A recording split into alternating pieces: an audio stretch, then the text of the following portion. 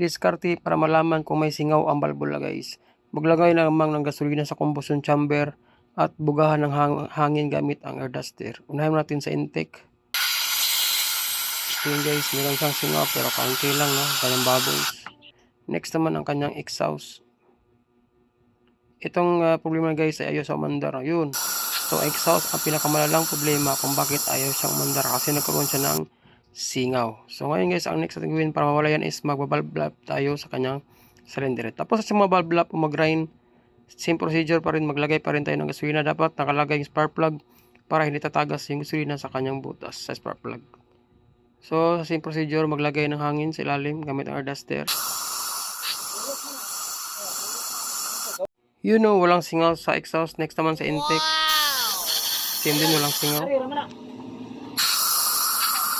Yun lang guys, ride safe, God bless. Ayos.